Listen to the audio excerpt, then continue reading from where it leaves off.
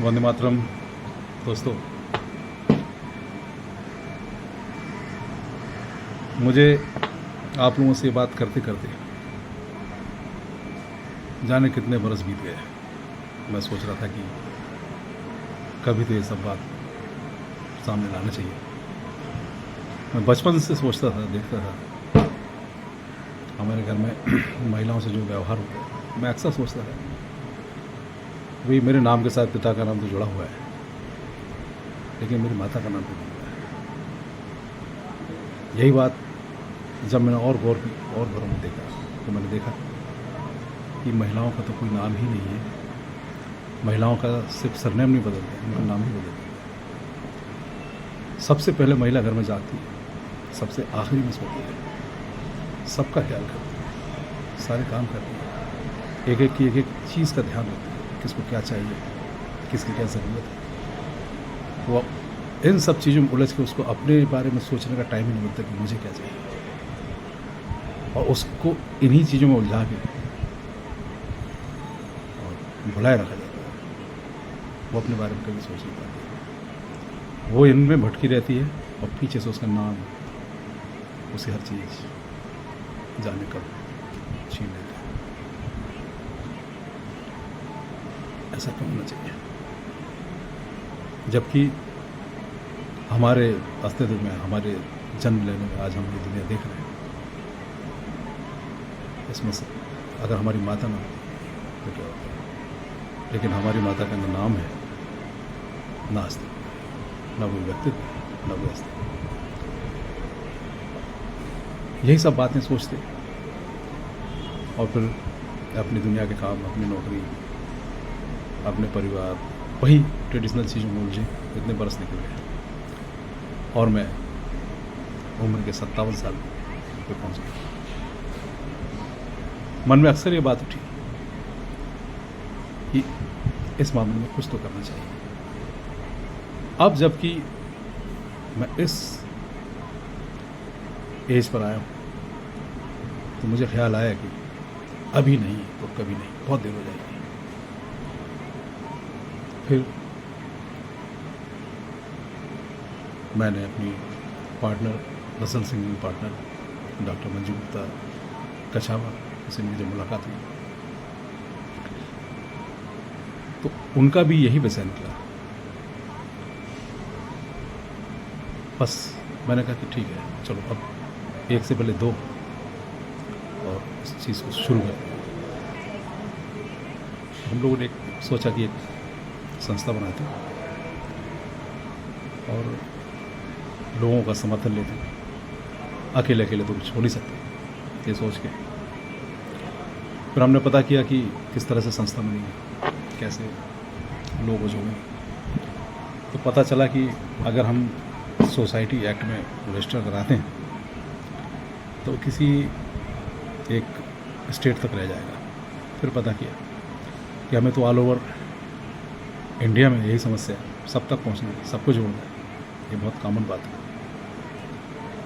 तो पता किया तो ये पता चला कि मिनिस्ट्री ऑफ कॉर्पोरेट अफेयर्स में एनजीओ को रजिस्टर करते हैं, वहाँ से परमिशन मिलती है ऑल इंडिया लेवल पे काम करने के लिए।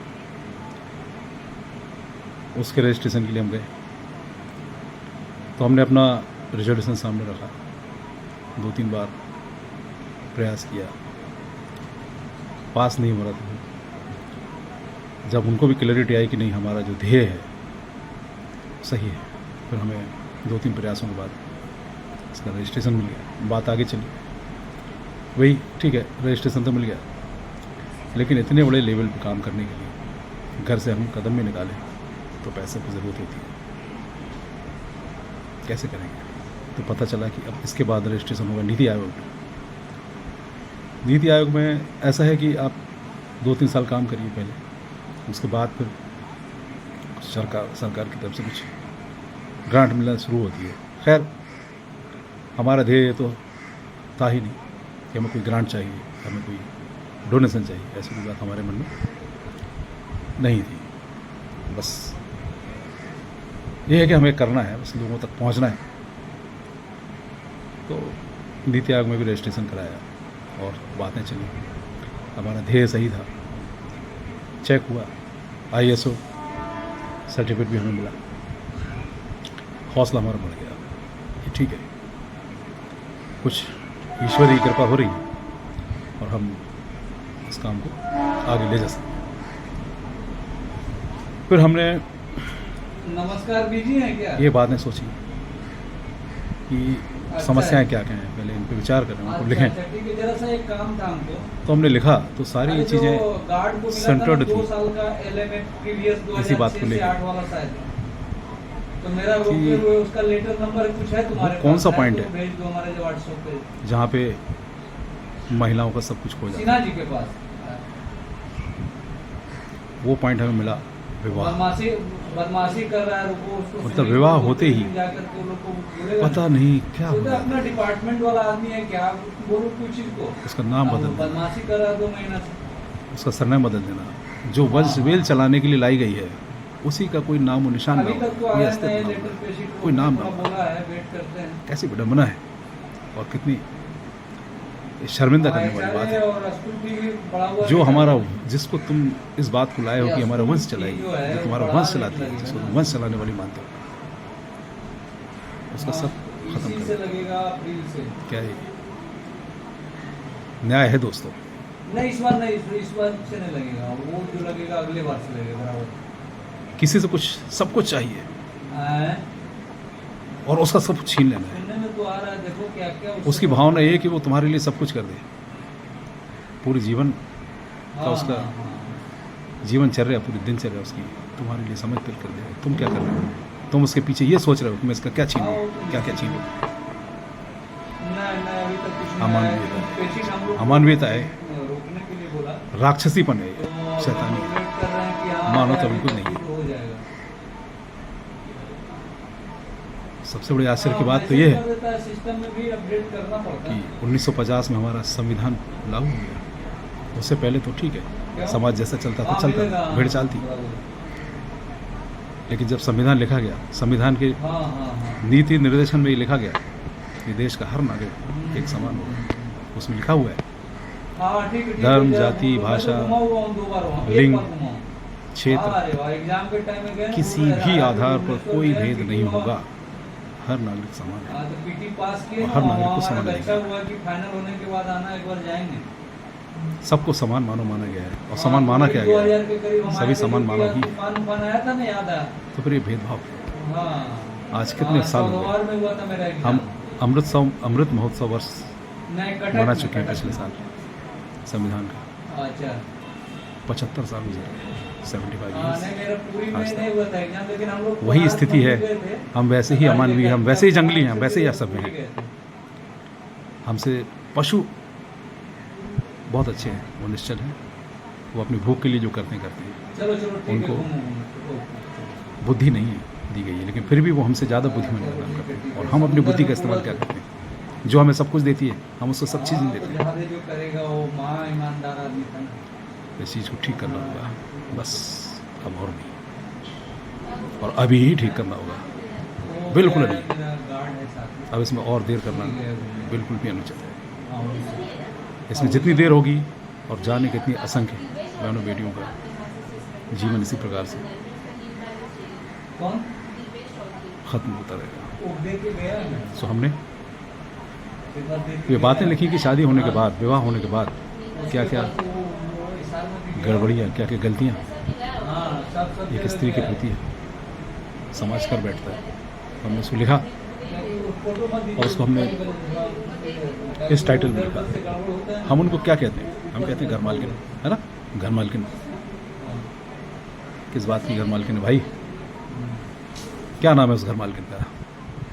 घर मालकिन का तुमने नेम प्लेट लगाई बाहर कि ये हाँ घर मालकिन रहती है?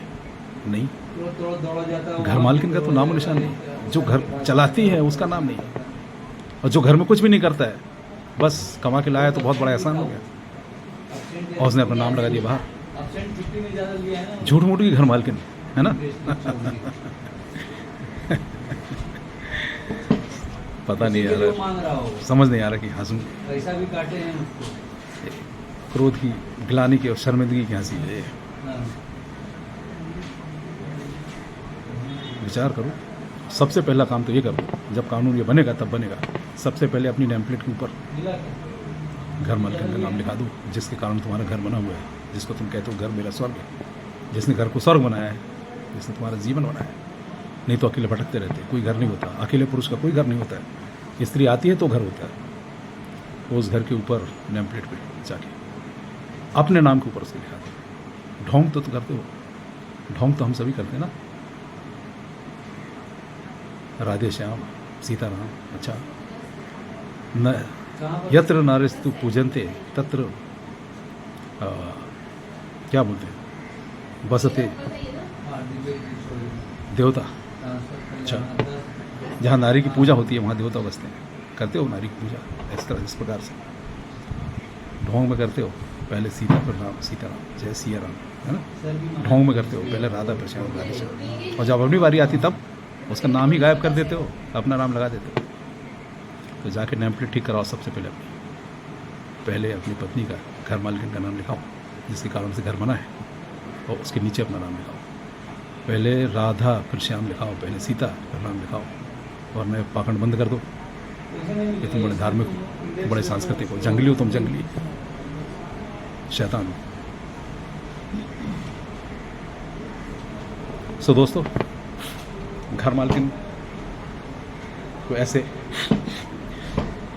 झूठ मूठ की घर मालकिन कहना, ये ढोंग करना, पाखंड करना बंद कर दो। वास्तव में घर मालकिन की परिभाषा लिखी जानी चाहिए, और घर मालकिन के क्या अधिकार है जो तुमने अब तक छीने, वो दे दो। वही घर मालकिन अधिनियम हमने लिखा है। जो अन्याय घर मालकिन के साथ होता है, झूठ मूठ की घर मालकिन कहते हो, उसी को सचमुच की घर मालकिन बनाने के लिए हमें कानून में लिखना है और देना है।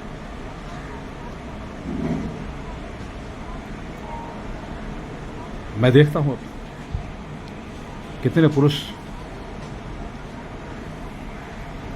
अपनी पत्नी को, जिसको घर मालकिन कहते हैं, सचमुच की घर मालकिन बनाने के लिए आगे आए,